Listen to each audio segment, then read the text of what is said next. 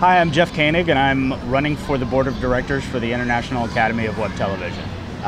We're here today because I wanted a chance to express a couple of my views in regards to the organization and the industry in general, and in order to help that happen, I brought in the lovely Miss Daryn Strauss, the acclaimed creator of Downsized and owner of Digital Chick TV, recently written about in both Fast Company and the LA Times. I wanted to bring Daryn in because she is a tremendously accomplished creator in the space and someone who is working very hard to innovate with Digital Chick TV and some of the other things that she has coming up. But she is not an IAWTV member, so she brings kind of a different perspective. Part of this is to give you guys an insight into my thoughts, but also what I'm hoping is through us having this conversation, I may be able to give Daryn the information that she needs to hopefully decide to become a member. So my first question then is, this is so basic, but okay, what is questions. the IAWTV, and as a web series professional in basic terms, why would we want to be a part of it? Very simply, it's a nonprofit organization, which is a gathering of people involved in the web television and web video space to come together and work together to try and improve the current state of the industry, improve the conditions that creators are working in. It gives us all a chance to communicate with each other, come together, discuss issues that are important to us, share resources, share contacts, network and connect. So how ultimately can the organization be effective in changing the standards of this industry? Well, I mean, that's a very broad question. Like, for me, it would have to depend a lot on what the particular issue being tackled is. But one example I can give is within the IAWTV, there are different committees, one of which is the Standards Committee. Standards Committee is chaired by Jim Louderback, who's the CEO of Revision 3, which is one of the most Big successful distribution networks in the space. The first issue the Standards Committee tackled was the addressing the issue of what should count as a view. There are a lot of different interpretations, and it makes a very messy situation because it's a well-known metric that's been used going well back into television to determine what is the value of a piece of content, and you know, through that value, how much is it worth to advertisers and sponsors and people who are putting money into the production so that they can measure what they're getting back out of it. When you're dealing with video ads playing across multiple sites all over the web, and everyone is telling you, oh, it's getting this many views, it's getting this many views, it becomes really important to understand where those numbers are coming from. An example that I use in regards to the television is everybody knows that Nielsen's off, right? Mm-hmm. You know, those numbers are not accurate by any means, but that's a situation where it doesn't matter if the ruler is off because everybody's using the same ruler, right? So if the ruler says a foot and it's really a yard, it doesn't matter because everybody's ruler is really a yard. We don't have that online. Everybody is holding their videos to their own arbitrary different standards, and you get very low value interactions as far as value to advertisers, things like, you know, autoplaying below a fold, where someone never actually saw the video, but it counts as a view, and the advertiser gets charged for that.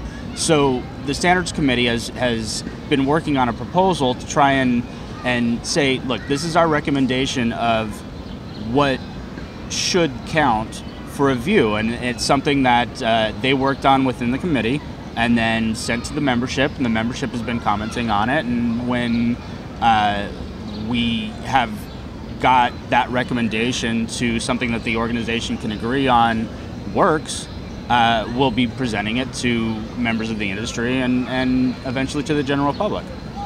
A lot of the events and things that happen occur in Los Angeles, if I'm not correct. I may be wrong because I'm not a member, as we all know. So what can you say to the people that are, web series creators that are not located in Los Angeles and New York? What would be the benefits to becoming a member, and how can you increase reach out to those people? I think if you don't live in Los Angeles or New York, it's even more important for you to become a member of the IAWTV. And the reason for that is, while we are a very young industry, there is a sense of community and there is a sense of history. And if you're in Nebraska making a web series, there's absolutely no reason for you in this digital age to be starting from scratch and making the same mistakes that other people have made before you. What's really lacking is a resource that allows people to draw on the experiences of others who have already blazed that trail and learn from them and adapt those experiences and learnings into something that works for their own show and their own process, and be able to turn that into the most effective, positive experience that they can have making their show, so that it remains fun and you don't have to beat your head against the wall. And how can they do that? By joining the IAWTV and becoming part of the organization, you're automatically tapped into a community of over 400 people who are doing the exact same thing you are. Yeah, maybe they're doing it in LA, maybe they're doing it in New York, maybe they're doing it in Canada, maybe they're doing it in Wisconsin, maybe they're doing it in Florida, but they're doing the same thing that you are. And the advantage that the IAWTV members have is the ability to turn to some very experienced creators and also inexperienced creators who are members who are going through the same steps of the process that a new creator may be, and say, hey, this is what I'm going through. Like, how do I resolve this? What's the best way to handle this? How do I do this? Or this is something that's been on my mind in regards to the show that I'm putting together. And no one puts their shows together so they can fail. Everyone wants to do this with the best possible chance to succeed. And while there are possibly fewer gatherings and in-person events in Saskatchewan, that doesn't mean that you can't be introduced to other creators near Saskatchewan through the IAWTV and hold a meetup and even just go get coffee. Now, for the member in Saskatchewan, right, or wherever they may be, how exactly can they be a part of the community? We make online video. We spend our time online. We work through social media. We exist in a world where a large percentage, or at least some percentage of our relationships occur completely online. The IAWTV has those same tools and resources available to us. We do have a message forum. We do. There's a fair amount of the membership that's been generous enough to make their personal contact information available. There are various ways of getting in touch and connecting with membership members through Facebook and Twitter and LinkedIn and all the usual stuff. And we do try to. And this is something that's increasing as we move forward, and something I feel very strongly about, is increasing the amount of activities and events that we put on in places outside of Los Angeles and New York. We had 2 or 3 different IAWTV events at South by Southwest. Mark Gardner was gracious enough to lead and host most of those because that's his hometown, but that was a perfect example because Mark, who is an active member of the community and an active member of the IAWTV, is Austin-based, and while yes, he has traveled to LA and met people through that way, and he's coming to New York and he's going to meet New York people through that way, South by Southwest gave us an opportunity to go to him, and from what I gather, it was a great experience, not just for Mark, but for the rest of the Austin web series community, many of whom none of us in the IAWTV were aware of. So it was this great way to get exposed to these fantastic projects that are being created in Austin, and that came about because Mark, as an IAWTV member and an Austin-based creator, literally invited us into his home and helped bridge the gap between the Austin community and the rest of the IAWTV. And that can happen literally anywhere.